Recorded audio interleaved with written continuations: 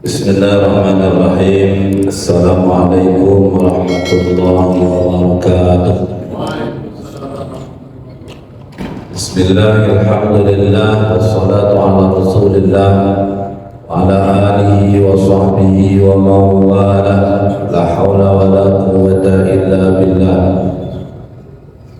Allahumma fasalli wa sallim wa barik ala sayyidina Muhammad wa ala alihi wa ashabihi wa ummatihi ila yaumil qiyamah. Subhanaka la ilma lana illa ma 'allamtana innaka antal alimul hakim.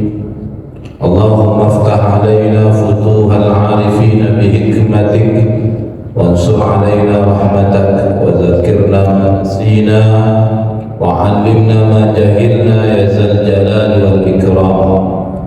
اللهم ارزقنا فهم النبيين وحفظ المرسلين وإلهام الملائكة المقربين برحمتك يا أرحم الراحمين.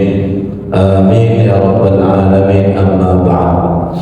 Bapak Ibu hadirin wal hadirat, saudara-saudaraku yang dimuliakan oleh Allah Subhanahu wa taala, senantiasa lisan seorang mukmin bila dikaitkan dengan nikmat selalu memuji dan mengagungkan Allah dengan lafaz alhamdulillahirabbil alamin.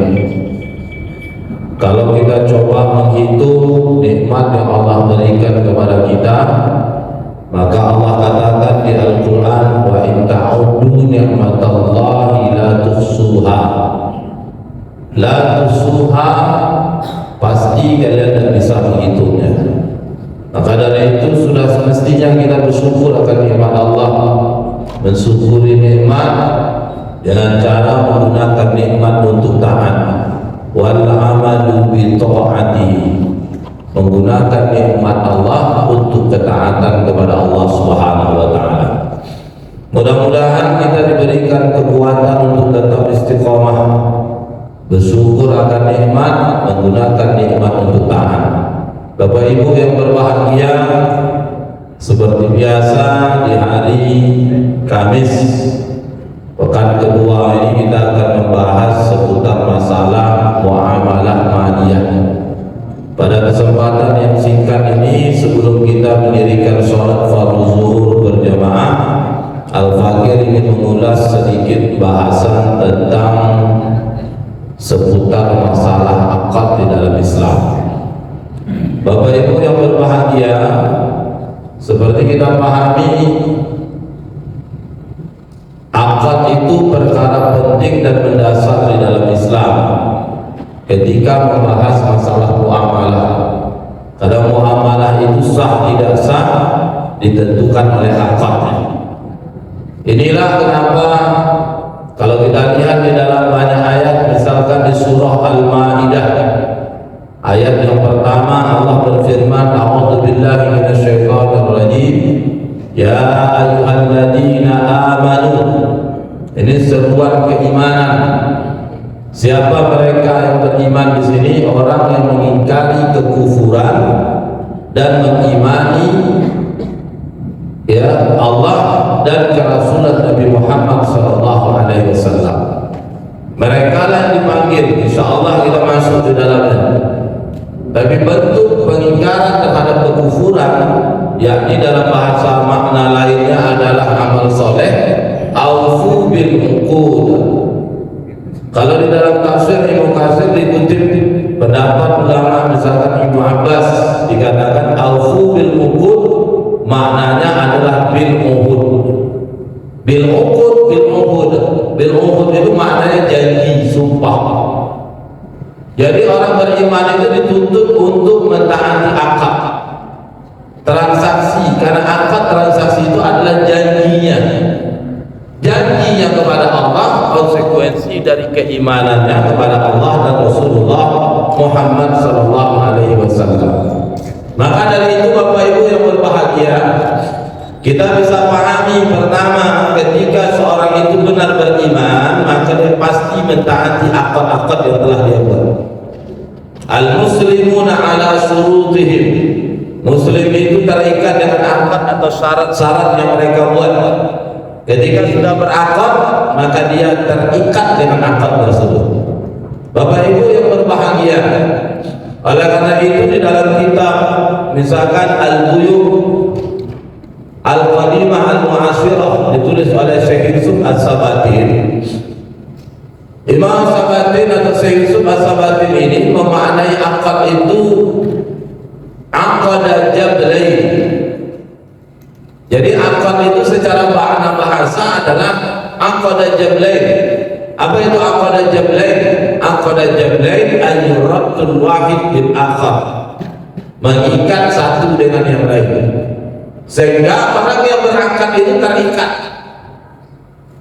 Ya, kalau tidak ada akad, tidak ada ikatan. Adanya akad, adanya ikatan. Dengan adanya akad, satu sama lain saling terikat. Laki-laki perempuan ketika belum diikat dengan ikatan yakni akad, maka tidak ada hak kewajiban. Tidak wajib menafkahi, tak wajib melindungi, tak wajib mendidik, membina. Begitu pula sebaliknya, si perempuan tak wajib mentaati. Kenapa? Karena tidak ada akad. Tapi ketika sudah terjadi akad, rabtul wahid bil akhar, maka mengikat satu dengan yang lain. Si perempuan wajib taat, si laki-laki wajib melindungi, wajib menafkahi, wajib menjaga. Kenapa? Ada akad. Muamalah juga begitu. Dalam muamalah ketika terjadi akad, maka wajib terikat, karena akad itu adalah al-muhud, janji, sumpahnya. Ya, ketika sudah berjanji, imannya menuntutnya untuk mentaati janji tersebut. Bapak Ibu yang dimuliakan oleh Allah, oleh karena itu di dalam makna istilah dari akad dijelaskan oleh para ulama, al-aqad itu huwa irtibat ijabi qabulin ala wajhi masr yadharu atharahu fi mahallihi. Jadi disebutkan akad itu apa? Irtibat ijab bi qabulin, terikat antara ijab dan qabul. Jadi orang yang berakad itu mesti ada ijab dan qabul. Apa pentingnya ijab dan qabul? Ijab dan qabul ini bukti adanya kerelaan, sehingga orang berakad tidak boleh ada paksaan.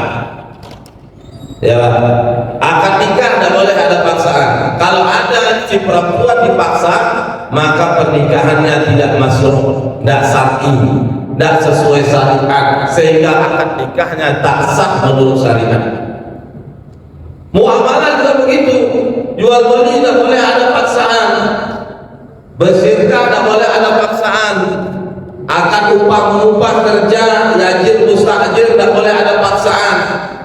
Wujud tidak adanya paksaan itu mesti irtibat, terikat, ijab diqabulin, antara ijab dengan qabul.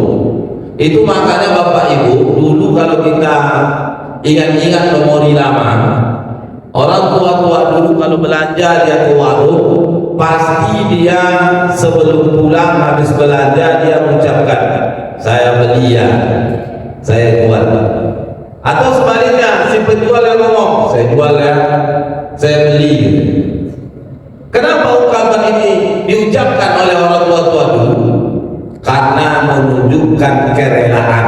Itulah disebut ijab dan qaul. Ijab ungkapan qaul awal, ungkapan awal pertama. Qaul ungkapan berikutnya.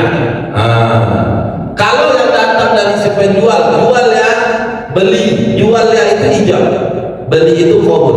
Sebaliknya, beli ya kata si penjual, jual kata si penjual, beli kata si pembeli, jual.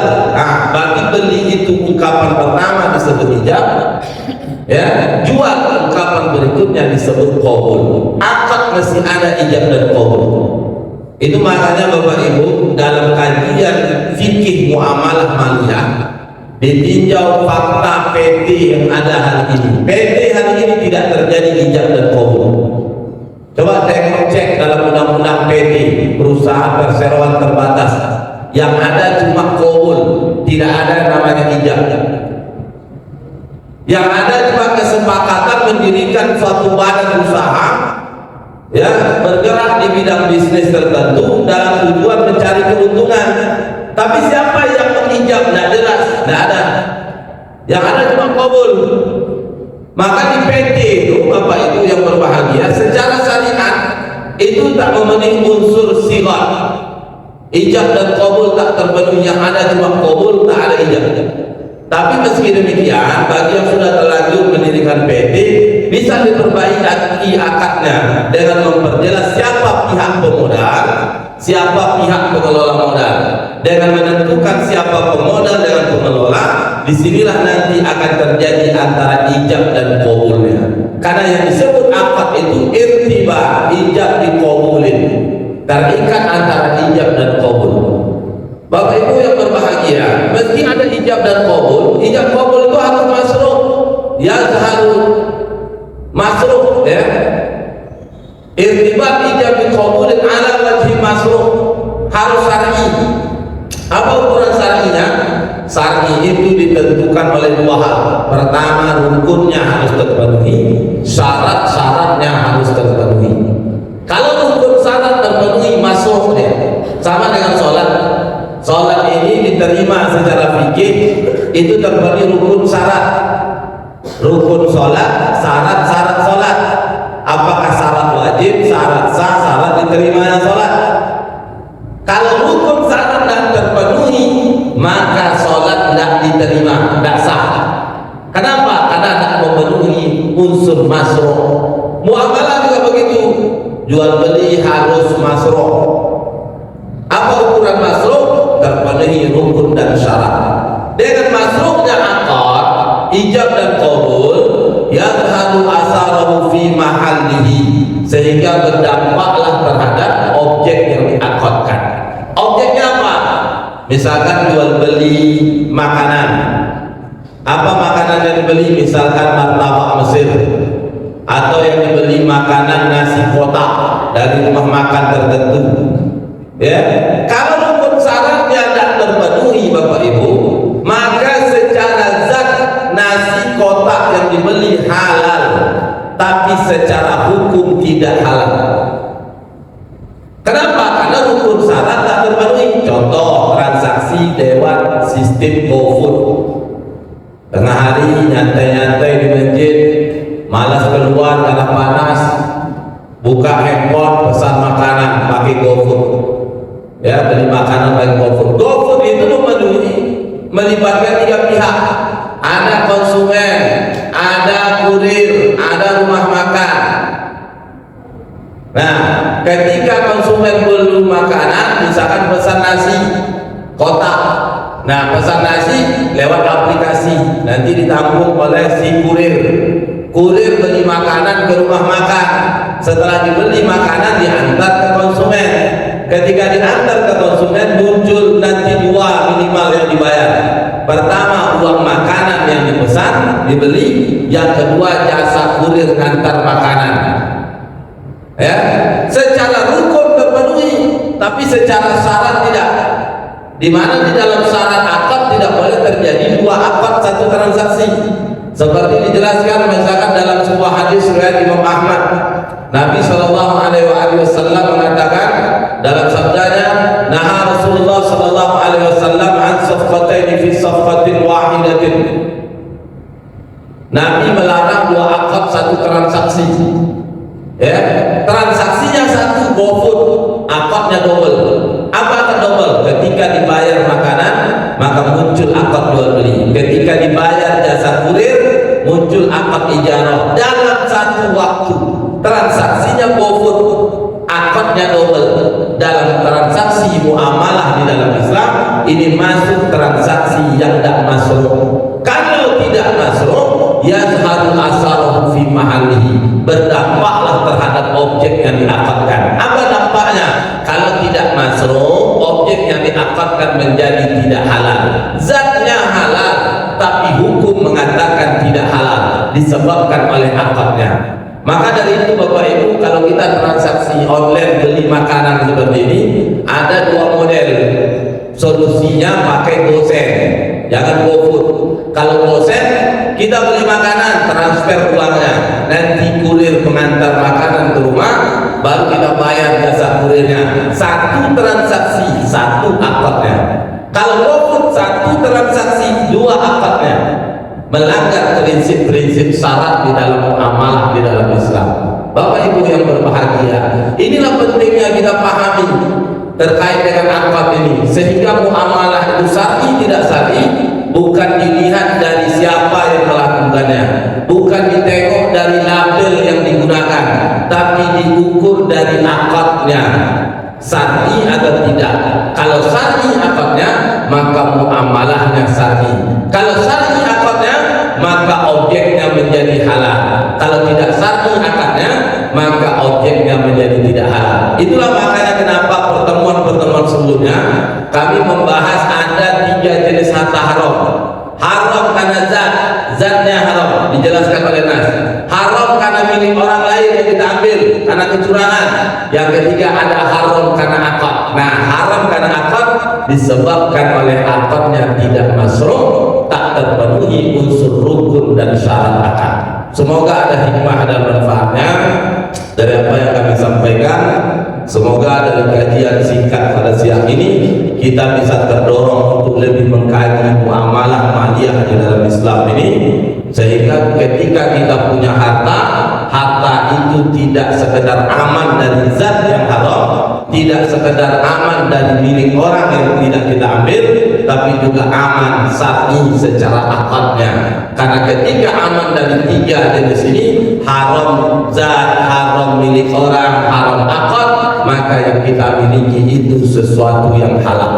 Ya, tapi kalau tidak, bisa jadi zatnya haram, kita paham tak mau ambil, kita pun tak mau berbuat curang, dikasih amanah kita amanah, dikasih kepercayaan kita amanah, bisa dipercaya, tapi secara akad transaksi tidak syar'i kita lakukan, kita pakai uang yang halal, kita beli makanan yang halal, tapi akadnya tidak syar'i menurut syariat, maka yang kita miliki tidak halal dalam pandangan syariat. Semoga ada hikmah dan manfaatnya. Fa'tabiru ya ulil absar la'allakum turhamun. Bismillahirrahmanirrahim. Subhanakallahumma wa bihamdika asyhadu an la ilaha illa anta nastaghfiruka wa natubu ilaik. Walhamdulillahi rabbil alamin wa billahi hidayah wa taufik. Wassalamu alaikum warahmatullahi wabarakatuh.